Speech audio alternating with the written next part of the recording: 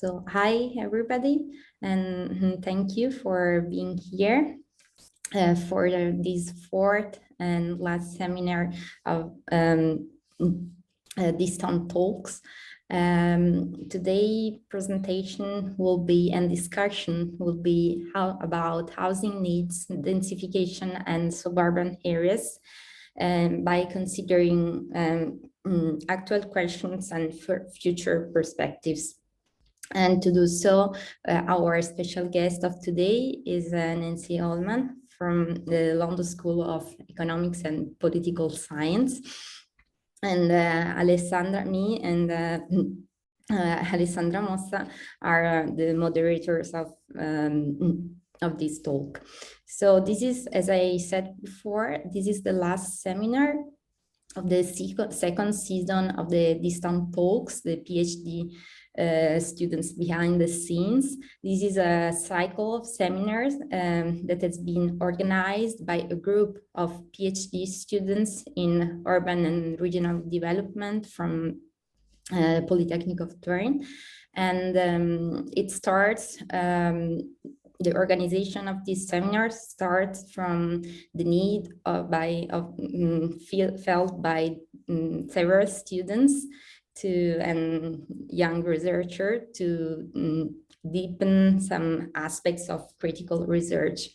So this year we propose 4 afternoon conversation that addressed different subjects and different research approaches that were of particular interest for us. And the aim is to stimulate, in a way, a larger discussion among PhD students, young researchers, and more broadly, academic community. So I will leave the floor to Alessandra Mossa for introducing our special guest and the specific issues of today's discussion.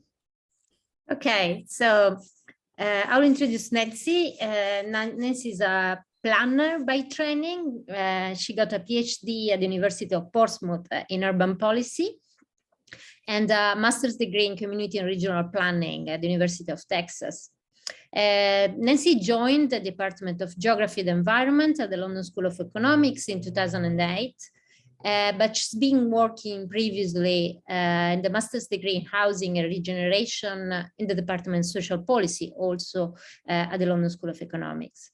Her work deals primarily with issues of governance and local planning, including how planning regulation and deregulation impact on communities. On top of that, she's been my teacher, my boss, and today she's going to talk about residents' resistance in terms of housing development in suburbs of London. So I leave the floor to Nancy for her presentation. I don't know if you want to share your slides. Yes, I will. Hang on 2 seconds. I'm doing the usual Zoom thing where you screen between different Maybe screens. Just in the meantime, we can just say that we will leave the floor to Nancy, and then after the presentation, we will open the discussion to everybody. So that's the way we will proceed. Cool. Okay. All right. Hopefully that's all come through okay. So let me move. All right, so as they've said, can you see the gallery on my screen? Because I can see your faces on top of my slides. Can you see the slides and your faces, or just the slides?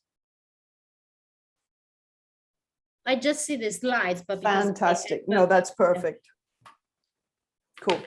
All right, so as Ale and Federica were saying, I'm going to talk a little bit about housing densification in suburban areas in London, and some research I did with colleagues trying to understand how one might be able to build housing at density in suburbs in London and make it more palatable and less controversial.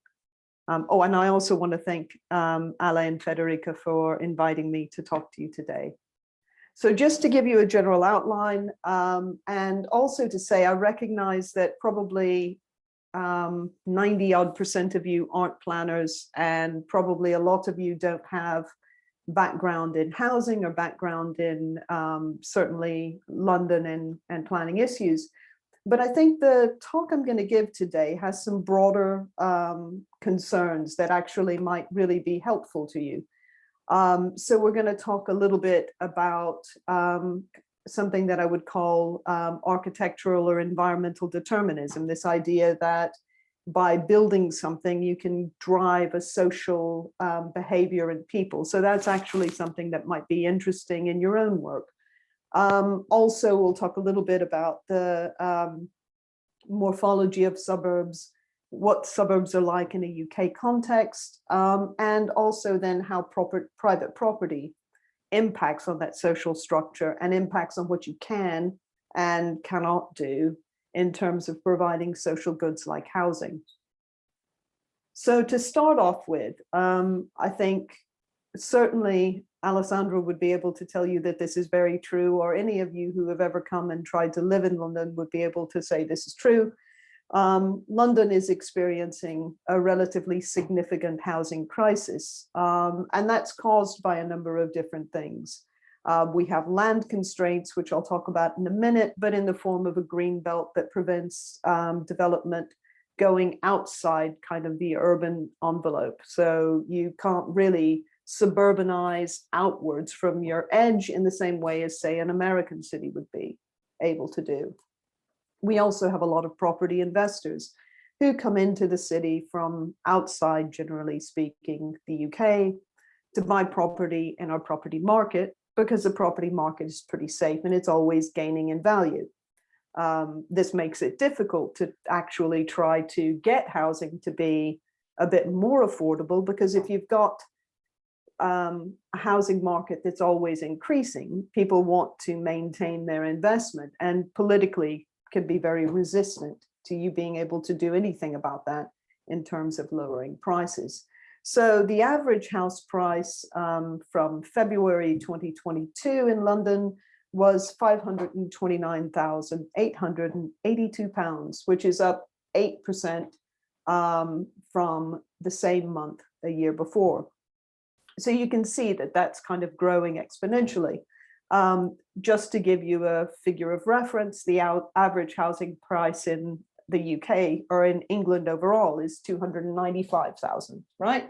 So trying to buy a house in London is extremely hard, it's extremely expensive, and that has implications also for things like renting. I think it's interesting to kind of try to understand how we got here. So if you look at the graph I'm showing here, this is all of the number of housing units that were completed by tenure. And by tenure, I mean, was it private tenure, as in for home ownership, or was it built by local authorities for social renting, right? And this takes us from 1946 to 2018, because those were the latest numbers I could find. And as you can see, the numbers of dwellings in the first half of this graph are actually being completed in a really quite strong way. So in the middle 1960s, you had that top line with 300,000 units actually being built.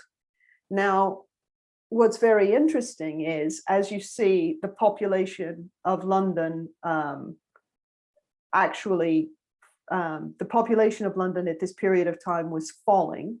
As populations start to rise from the 1980s onwards, or from the late 1980s onwards, you actually have a huge decrease in the number of housing units being built.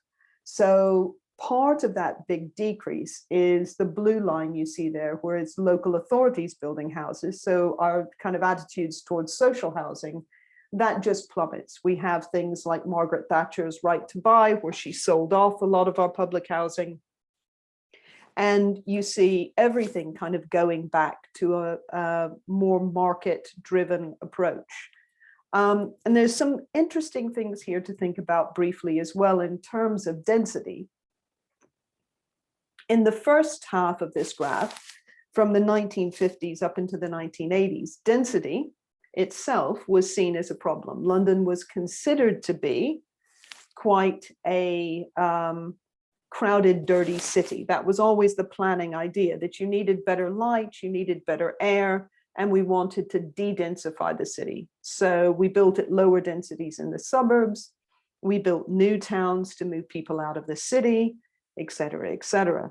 But by the time our population had plummeted really quite significantly in the 1980s, suddenly the understanding was that this was actually going to be a problem, because the capital, which was supposed to be the money generating place for the entire UK, was losing population and becoming a kind of failing city. So at this point, you get this idea of wanting to get people to move back in, but to move back into the city center so that we can have new, vibrant cities. And we looked very much towards kind of European models. You know, we wanted London to be Paris, or we wanted London to be Venice was a big choice at one point. You know, it's kind of ridiculous, but what we were kind of thinking about, this idea of trying to get more people into the city center. So density has had a very funny relationship in the UK.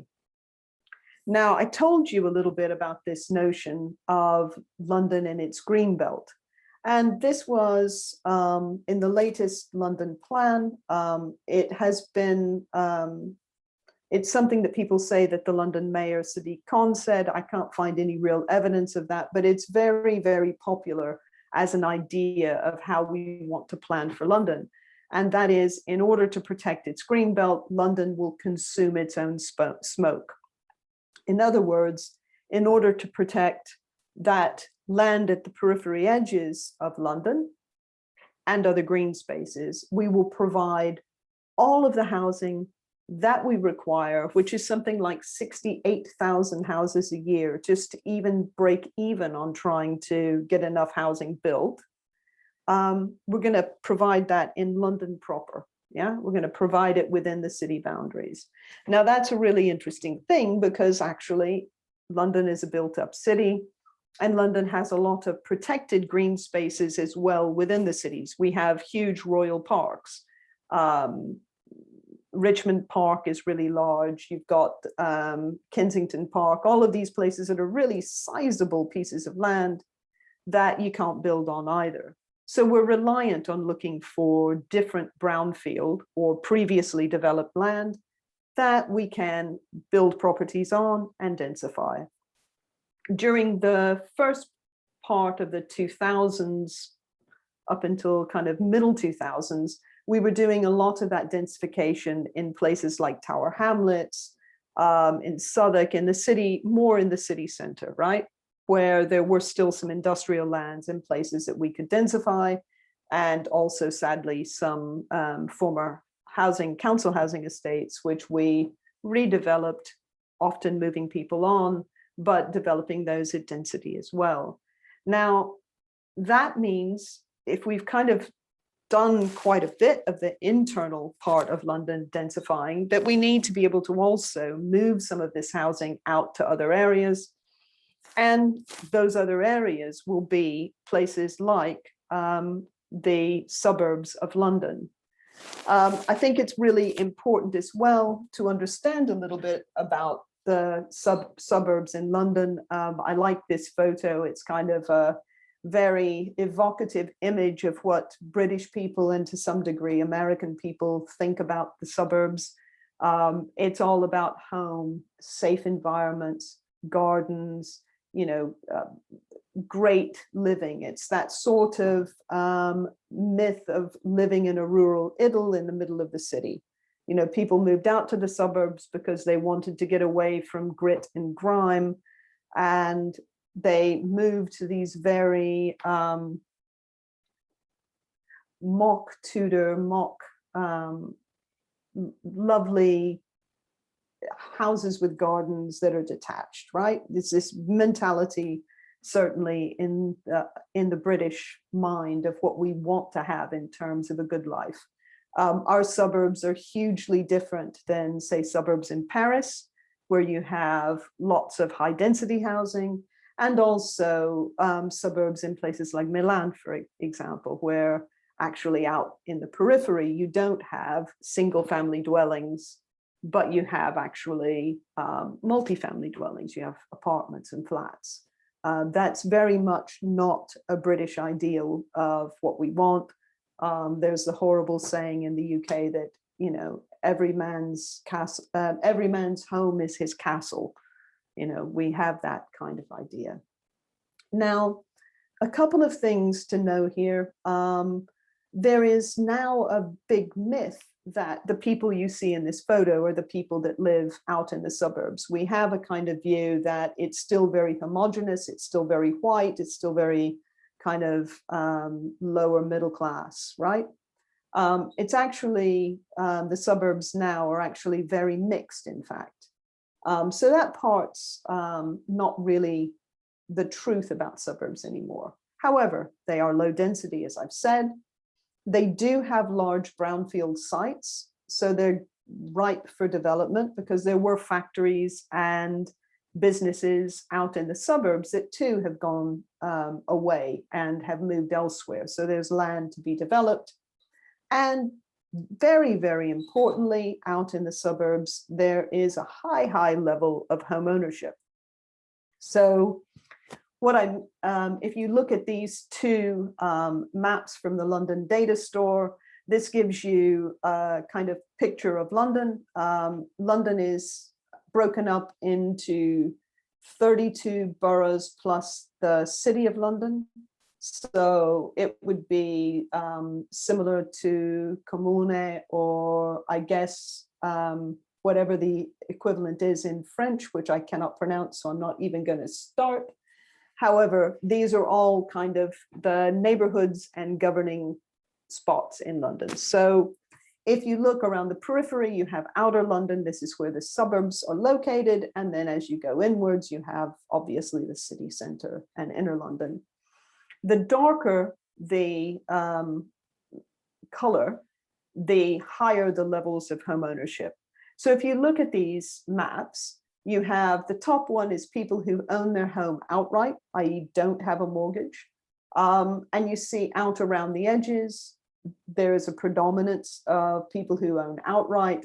And if you look at people owning with a mortgage, you also see a very big intensity in those suburbs of people owning their homes. Now, what does that mean? Well, if you think about private property, and especially private property that's associated with homes and land, right? It's really, really fragmented. You know, it's not like owning an industry. It's not like owning a means of production, because that's actually quite a big aggregated thing. Land ownership, home ownership, is thousands and thousands of people on tiny plots who own property, right?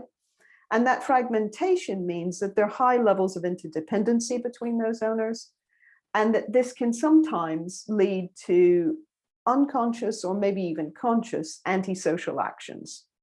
The antisocial action we're going to talk about here is this fierce defense of the value of your home and the value of your land, which prevents other people from actually being able to take part in city life itself, and to take part in being able to rent or buy or even live within London without having to make some really, really difficult sacrifices.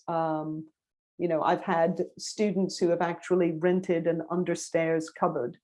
You know, that's what they had to live in. But even if you go kind of at an higher income, when we lived in London, we lived with another couple, because frankly, it's just incredibly expensive. So this idea that people have this property that they must defend the value of leads to people making some decisions that are are really quite detrimental to society as a whole. So that's a problem that we have. So what we wanted to think about then is, if we know that in order to create a greater sense of social justice, we need to build more housing in London, and in order to protect the green belt, that housing needs to be at density. And these are two values, yeah? So we know we would like to, in our own kind of sense of value, be able to provide housing for people who live in London. And some people have a value that says we must protect the green belt at all costs. We don't want development to happen on that green belt, which we don't necessarily agree with, but that is one value people have. Then we need to figure out where that development is going to go. Some of that development is naturally going to go into the suburbs, but we know that resistance to new housing in suburbs is hugely strong. I'm sure you've all heard of the idea of NIMBY, which is not in my backyard. People who really object to most development happening near them for any reason at all, primarily associated to not wanting to disrupt their way of life. So not wanting to disrupt the fact that they live in a low density place with lots of access to green space and views, etc. But also because of the fear that if you build a multi-story building near me, my property value will go down. And as property is, generally speaking, in the UK, your biggest source of wealth, no one wants to have that diminished. So what we wanted to understand is, well, if we want to try to create a greater social good, if we know we need to build housing, how do we convince homeowners to accept that? That's not an easy thing to do. Now, this is where we get into this architectural determinism or environmental determinism, because a standard response in urban design, and to a degree to urban planning, is that if you build something correctly, if you build it pretty enough, if you build it with enough design features that create conviviality, you will make people make good decisions. This is not new. It goes back to Renaissance Florence, when some of the design of the city was about trying to create calmer populations and better abilities to kind of get people to appreciate beauty mixed together, etc. Obviously, you've got Le Corbusier here. He also had these ideas of building buildings that would provide space for people to be modern and to move on. And the building was going to help, the type of architecture was really going to help move that forward. To people like Jane Jacobs, who was very influential in thinking about safety in cities by ensuring that cities were designed with eyes on the street, so good sight lines, light, space, very legible space.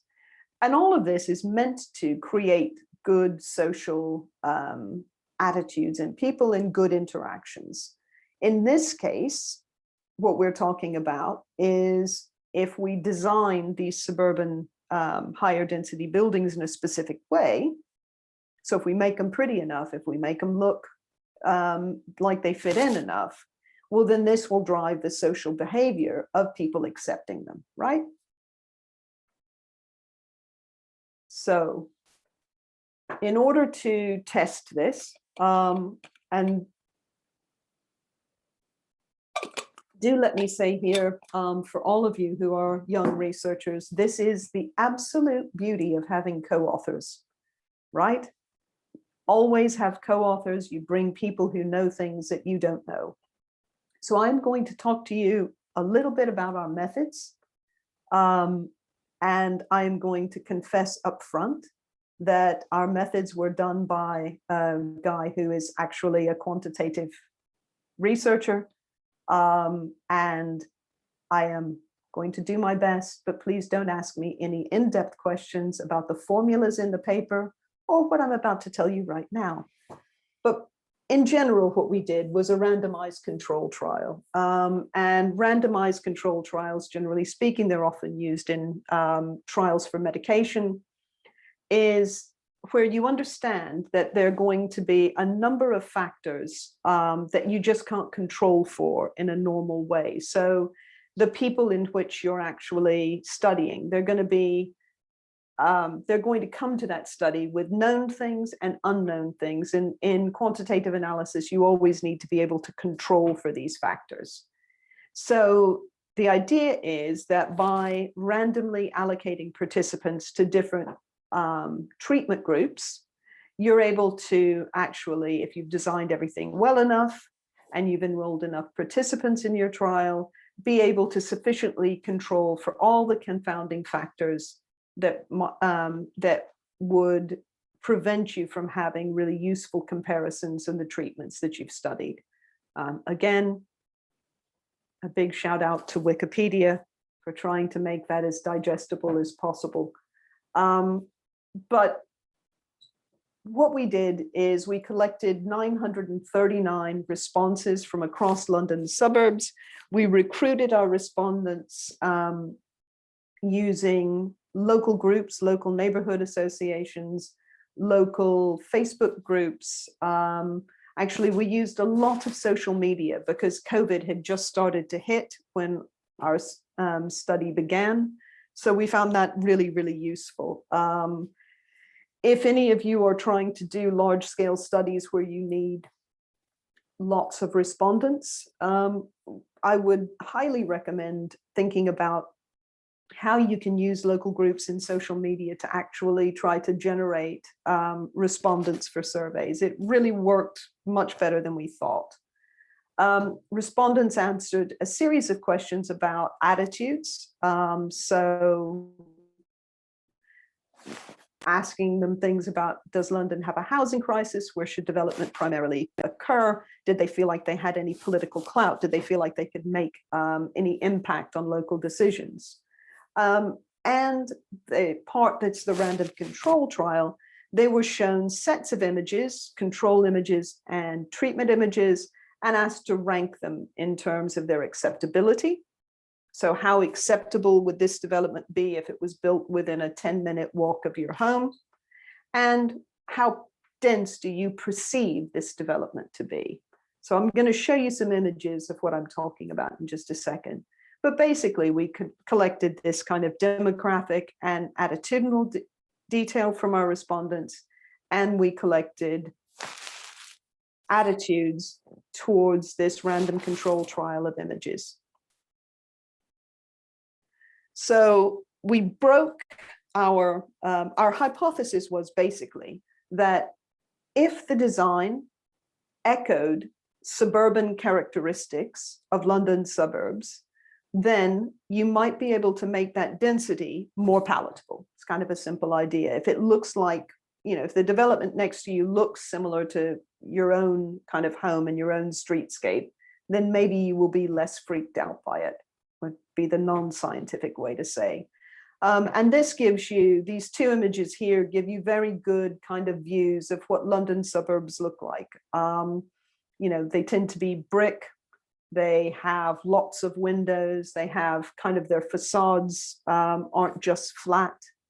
And we broke the way that we were going to do our photos into two general characteristics. One was landscaping, one was building. So we looked at treatments on the setback from the property, i.e. how far is it towards the road or back from the road? Did they have private parking in front of the houses? Was there private bits of greenery, public bits of greenery, like kind of like public greens, really, some nice public parks? And then on the building, we looked at the facade material. Was it brick? Was it wood? Was it steel? Was it render? We looked at the fenestration. In other words, how many windows did it have and what did those windows look like? The facade articulation. Was it a flat fronted building? Did it have more interesting architecture? Like in many of the suburban buildings, you will find that you have things like bay-fronted windows. You have bits that stick out and bits that stick in, basically.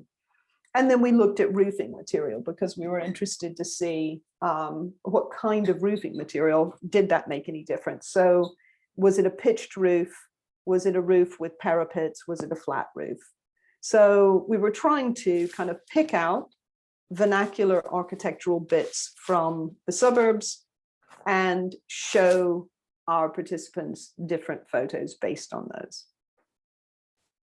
So to give you a quick idea, this would have been a high density development. The developments that we chose were all existing developments. So the picture on your left is the control, and that's the real development. The pictures on your right are our treatments. So we had, the top one would be a small amount of green space that is public green space. The one down from that is a larger amount of green space. So they would be shown a variety of these pictures, and they were rating them on acceptability, and they were rating them on their perception of how dense they were. So that's a high density version. This is just to give you an idea of fenestration. So the development here has, on the left, has fewer windows, obviously, and then you go into more windows and then a lot more windows. So again, trying to get towards that idea of the vernacular architecture in suburbs, having far more windows, far more open, less of a closed feel on the building. And then, as I've said before, we had developments where they had a normal flat roof going to a parapet roof and then down to pitched roof. So again, trying to understand how these may have impacted on people's attitudes towards density overall. Also, it's worth noting that our description of density would probably be dense nowhere else in the world. The density we were using was actually quite small levels of density, and we based this upon height. So we wanted to try to keep things, generally speaking, sensitive to what was already being built in the local areas. So we didn't want to go to something super dense, because obviously that would be very out of keeping, very out of place, and something people wouldn't normally come into. So the way we determined our density was we had buildings of 3 stories, buildings of 6 stories, and buildings of 9 stories that we showed people. It's worth saying that even the 3-story buildings that we were showing people roughly doubled average densities in the suburbs. So that again should give you an idea that these are not densely, the buildings are not dense in these areas at all, right? So what were our results? Well, the first thing to note is that as heights increased, so did the perception of density. And so that gave us this idea that actually heights were a really good proxy for understanding density for our respondents. There's also a real strong correlation between the perception of density and its acceptability. That's the graph on your right. I do know enough about quantitative work to know anytime you have something grouped that tightly on the line, you're on a winner. That's a good thing. You have got a good correlation. So basically, the more acceptable buildings were perceived to have a lower density, and as the perception of the density got greater, the acceptability got lower as well. And the ratings for the images in terms of how acceptable they were tended to kind of cluster around the typologies that we had already presented to them. So, as I've said before, our question then was, all right, so will design create this social good of making people more likely to accept density in their neighborhoods? Well, our findings were interesting.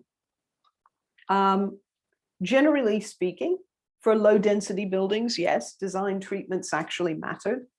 And they had really the most impact. So design at low density did have some impact. People tended to prefer brick or wood facades to any other type. High levels of fenestration were incredibly important, as were large public green spaces, pitched roofs, and no visible parking. So at the top, the image on the far right with the pitched roof had far more acceptability than did the flat roof. And the building on the far right with more windows had far more acceptability than did the building on the left. So this is kind of going to this idea that actually this vernacular style architecture is at least having some impact on people's attitudes of how acceptable would that be if it were 10, 15 minutes from my house. At medium density, we start getting a fall off in terms of the factors that actually matter. The only factor that was actually highly significant was having a brick facade. So the top was steel, the top on the left-hand column was steel, that was very unacceptable. Render was somewhat acceptable, wood was a bit acceptable, and the brick was significantly acceptable. High levels of private greenery also had an impact. And there were still, generally speaking, indications for a preference of traditional design. But from the low density stuff over here to the medium density stuff over here, there was a fall off in how much that design actually impacted on people's attitudes. Still was an impact, but was not nearly as big. When we moved over to high density, the only thing that mattered at all was a pitched roof. Which is was the only thing that was actually significant. But overall, even with this intervention, design only made a teensy tiny, small marginal impact, hardly any impact at all, in fact. So just because you were to build it with a pitched roof or with brick or have, high levels of green space or all of that, didn't actually really truly make these developments acceptable enough to people that they really would have not had massive problems with these things being built. So from the low density, where it was making an impact, the design, to the higher density, it really didn't have so much of an impact.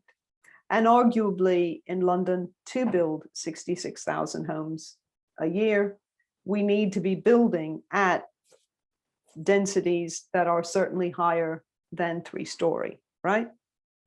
And especially if this land in the suburban areas is brownfield and it's near good transportation links, these are ideally the sorts of places you need to be able to start locating houses, especially if you don't want to sprawl and you do want to protect your green belt. So this is a really important thing. So did vernacular design actually impact the idea of density becoming acceptable? Well, not so much. So does that kind of architectural determinism that we really often buy as professionals who work in planning in the built environment, we kind of like the idea that, it's very tangible and it's an intervention that we have some control over, that is going to make a big difference. But in reality, it doesn't. In reality, you can't just build something in a great way and make people either be more convivial with one another, be more interactive with one another, be less apt to fight in public spaces, or in this case, more apt to say, hey, that housing is great and it'll provide housing. Sure, that's wonderful. It just doesn't happen like that. So that's not the end of the story. And it's kind of nice and kind of very, well, I like this part and I think it's really interesting because there were things that did matter a lot. You remember I told you before we asked about their attitudes as well. And there were 3 core areas that we asked. People who felt that there was a housing crisis, that there really was a significant problem in London with housing. That significantly decreased kind of the idea of, hold on, I'm just gonna, and no, I'm not. So that actually made people far more likely to accept density. And in fact, it really increased the acceptability of any of the density that we looked at. So that is quite an amazing sort of finding in and of itself. It's that attitude towards the housing crisis, towards understanding that there is a housing crisis, that actually gave people far more of an attitude towards, okay, well, we understand that this actually needs to be built, and so it's acceptable to us. And in fact, they perceived the density as lower than did the counterparts who didn't think that it was a housing crisis. We also found that people who believed that housing should mainly go in inner London and not in outer London were far less likely to be accepting of density near them.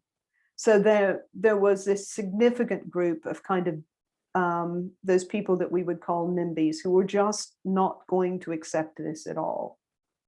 And there was also, and this has a large caveat to it, people who perceived they had a good level of agency in terms of political decisions, especially around planning, were far more accepting of density. The caveat here is that not many people actually answered that they felt like they had a lot of influence in local decision-making, which is something we should probably come back to as well, because that's a bit of a damning comment on local planning. So I picked this together, we will change the world, just to say that could be the thing we would end on, but to be very fair, I'm way too cynical for that. But I kind of found the picture funny. We have to kind of think about solutions here. So if we realize that actually just building stuff nicer isn't what's going to work in terms of changing these social attitudes, well, what do we need to kind of think about? Well, we have to understand that attitudes are based on values, and changing them actually requires people to make trade-offs. So one could suppose that in the housing crisis in London, the increase in people thinking that there is a housing crisis is probably related as well to those families who have children who are now at university age and recognize that the children are probably going to have to move home and live with them until they're 35 or 40 because they can no longer actually go out into the world and buy a home. Suddenly that might make you realize that there's a housing crisis, you know, that there's something that is touching you that makes you understand that that's there. We need to understand what people's pinch points are. So that's kind of a joke to say that, you know, people having children that they realize can't buy homes in their area is one of the things that drive people to understand that there's a housing crisis. But there's a lot of work out there that does show that increasing numbers of homeowners in places like London who have children are now having to fund their children to buy housing. And those kinds of things really bring that up the political spectrum. We also need to understand, and I think this is super important, because it's easy to say, okay, we just need to make people think that there's a housing crisis so people understand that there's a social good to be had. Shaping that political debate is actually hard. but shaping political debates is possible. We see political debates more and more now being shaped very negatively. I think we can all, you know, I'm from America, specifically Texas. As I say, always, I am sorry, it was not my fault. It's just where I was born. I can't help being from Texas, but I am. But we can see the political debate in places like Texas being shaped in a very populist way. We can see with things like Brexit, the political debate being shaped in a very populist way. If those things are possible to do, if you can convince people to vote absolutely against their own self-interest, then perhaps we need to understand as planners, as people who care about a social good, that maybe you can also convince people to vote in a way that is for their own benefit in terms of a social good. I don't think everything has to always be negative. So I think through education and through better information, that's a really important point. And finally, I think going back to that idea of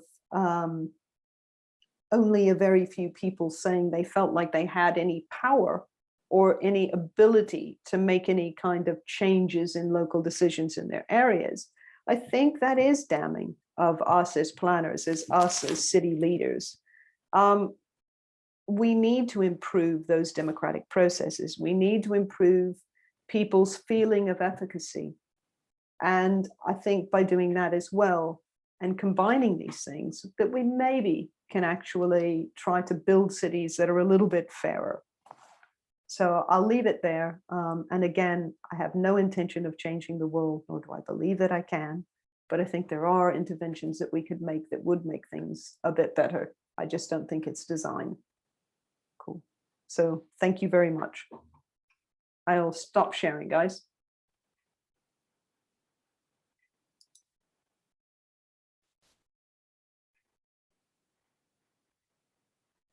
As soon as I figure out how to do it. Stop share. There we go.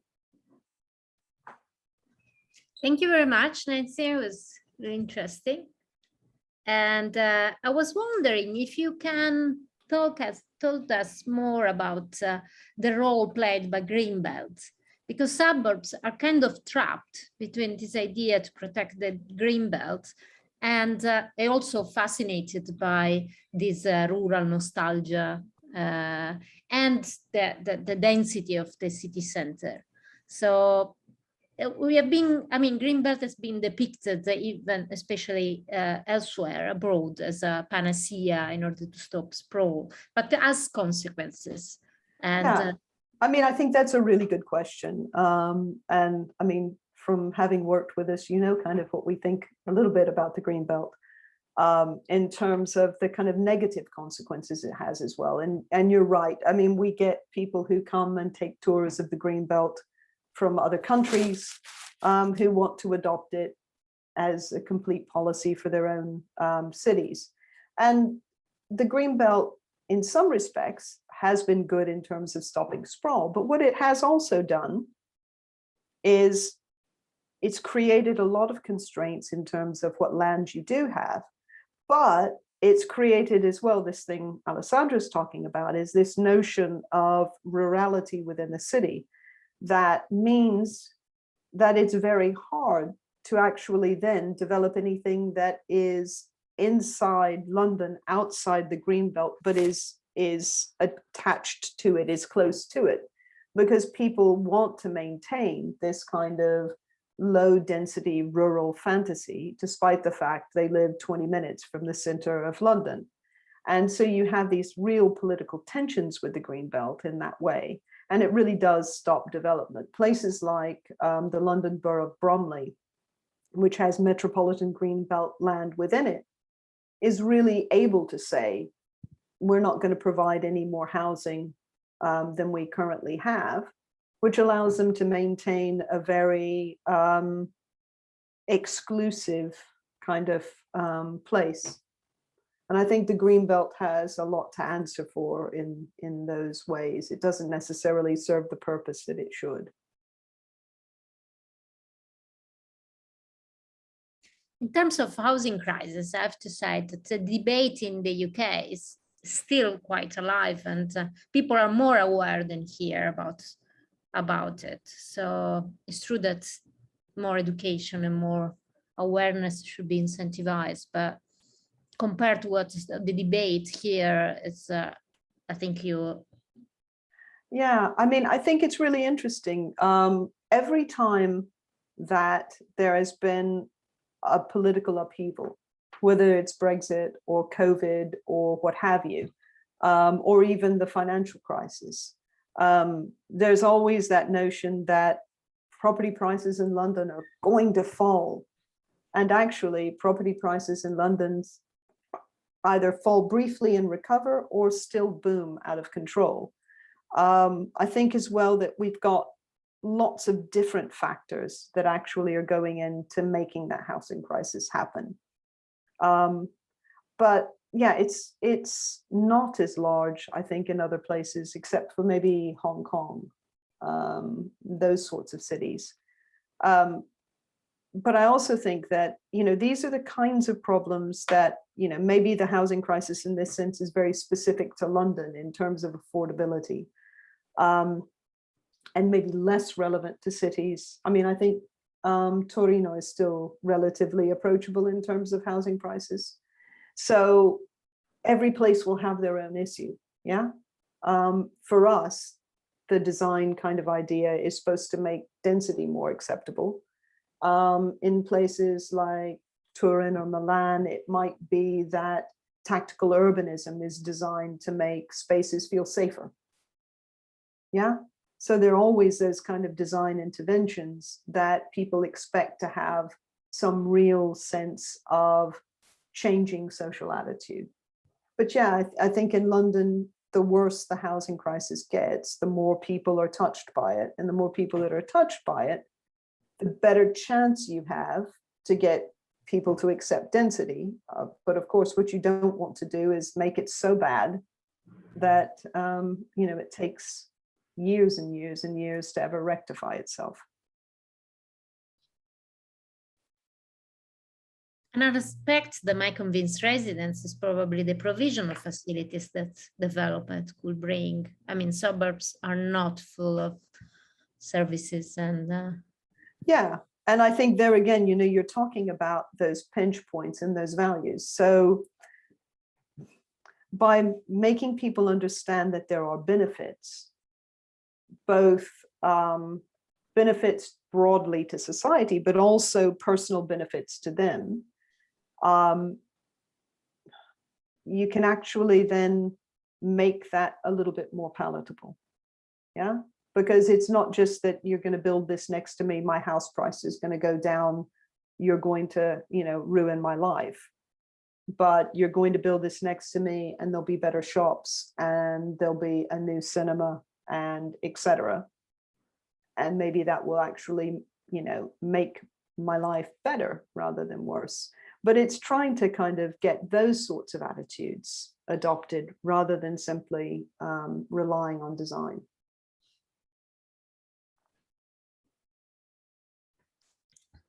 If I might. Sure. Yeah, so thank you very much for this interesting presentation.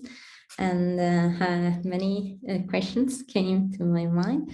So I will start with a clarification referred to the people you had the chance to like interviewed in a way. And specifically, I'd like to know, and maybe I missed this point in your presentation, and I'm sorry about that, if they're like where do they come from in terms of? Right. So all of the respondents, all 932, were outer London residents. So we controlled for that. If you answered the survey and you weren't living in outer London, then we didn't count the survey. So the one kind of confounding factor in terms of the demographics was they tended to be more homeowners that answered the survey, but then there are actually more homeowners out in the suburbs anyway. So, but yes, they were all suburban residents. Yeah, because I was also wondering about the perceptions of like people living in the inside part of London. So it might be interesting also as a term of comparison in the sense. No, I'm wondering, are they willing to? So I think inner London residents have often had to just accept that density was going to happen regardless. And as they are in already relatively dense areas, it hasn't been such a big problem. However, after the kind of within the last, say, 5 years or so, maybe a little longer, there has also been an uprising in the central London boroughs, simply because they've had to take it all, it feels like. There incredible amounts of housing going into places like Tower Hamlets, for example.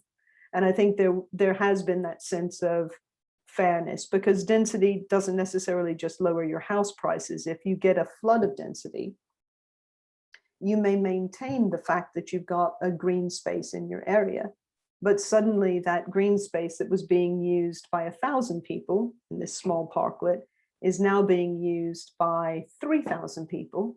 And so it diminishes the services. Or like Ali was saying, in central London, you might have a lot of good services, but if loads of density comes in, you may not have enough doctors, or you certainly won't have enough doctors. You won't have enough school places, et cetera, et cetera, et cetera. Yes, of course, and also another curiosity I have in my mind is if we think about this possible densification strategy, consider the specific context of London, could we also think about to whom this kind of strategy could be addressed? Because you mentioned, like, very briefly, for example, the young people, for example, but I was also wondering if we, like, in this idea, there is some groups that could be targeted more than others, or in terms of being beneficiaries of new housing. To be honest, I think that's one of the other reasons that probably we are getting more people recognizing that there is a housing crisis, because it's now not just young people. So, it is, the students that graduate from my MSc who are not particularly young and go on and have professional careers, who 5 years, 10 years out are still living in a house share. So, it's not your typical person that is actually having that difficulty. So it's much more widespread than that. Yeah. So I think more people are aware because more people are impacted.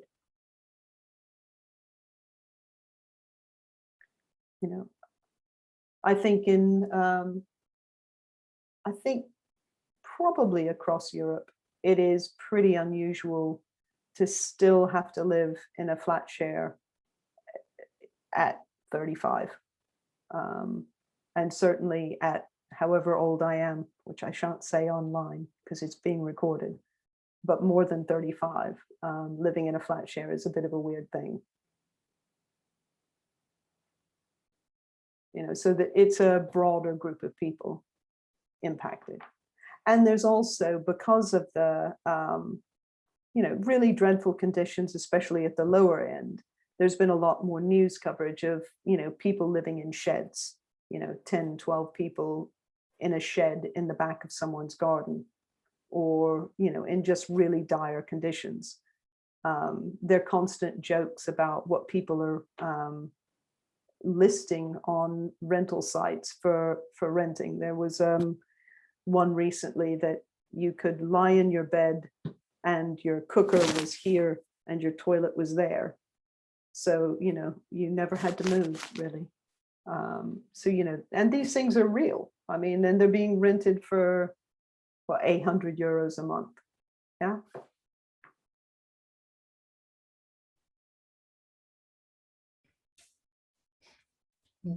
Thank you.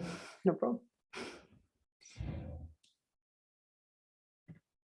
We could open the discussion also to people from the audience.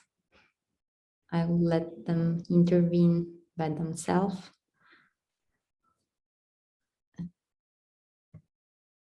Yeah, if there are questions. Carl, please. I have a question. I have a question if I can, and if you hear me. Yeah, great. Hello, very interesting study and presentation. I was just wondering if you think that there's in perspective also if you could imagine any alternative politics that responds to the housing crisis that is not based on an idea of continuous growth of population and housing in London. I mean, I think it would. This? Yeah, I think it would be great if that would. You know, yes, it would be a wonderful thing. I think we're definitely overly reliant on London as a generator for the economy in the UK. In honesty, governments since the 1940s have tried to actually do new things to try to stimulate growth elsewhere. But it's been really hard to do it. And I think, you know, you're talking about quite global financial processes as well. Oh, climbing a ladder. This is impressive.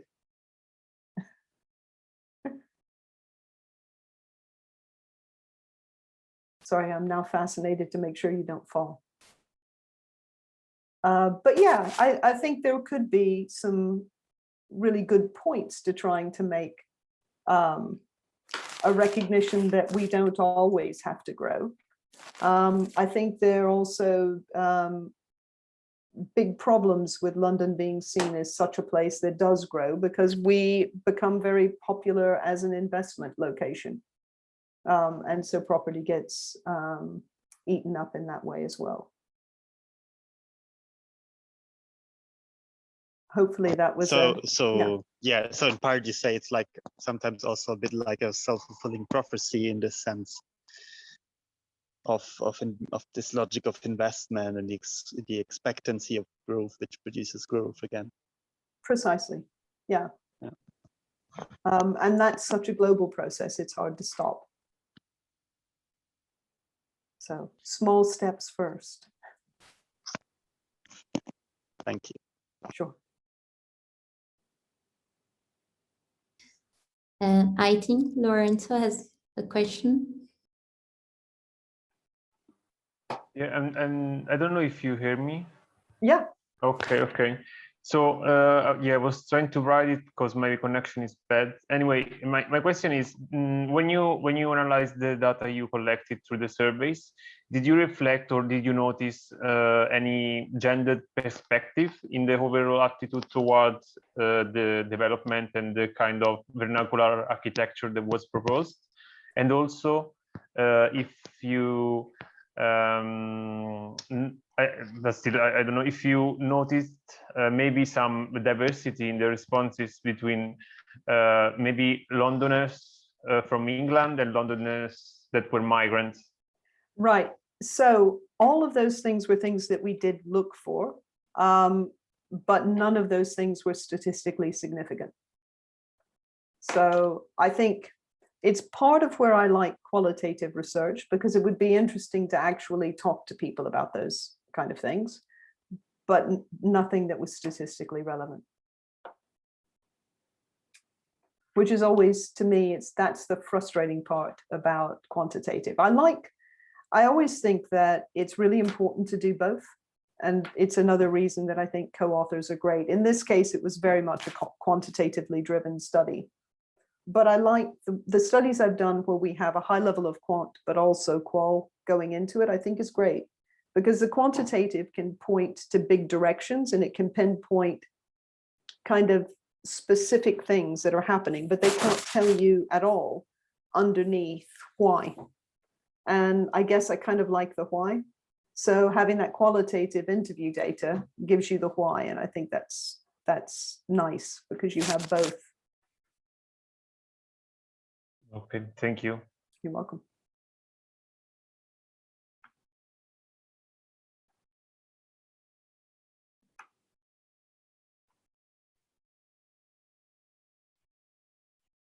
So I guess we don't have more questions.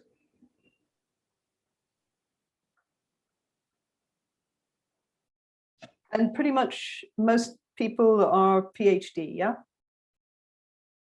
Yeah, I think so. Well, I wish all of you a lot of luck. I don't know which years you're in, but trust me, year 2 usually is the one that you feel the worst in, but it does get better after that, I promise. This is so nice. Thank you. No, it definitely gets better. It definitely gets better. And then you finally write it all up. And after that, you think, I never want to read that again in my whole life. The writing process, I mean, I saw people in miserable state. So Yeah. I'm not sure the third year is. Yeah, no, well, yeah, that's generally, yeah, that's true. You have a point. It might just be miserable. Okay, I think if we don't have other questions, so we can. Sure. Thank you very much for having me. I really appreciate it and enjoy it. Yeah, we will wait here.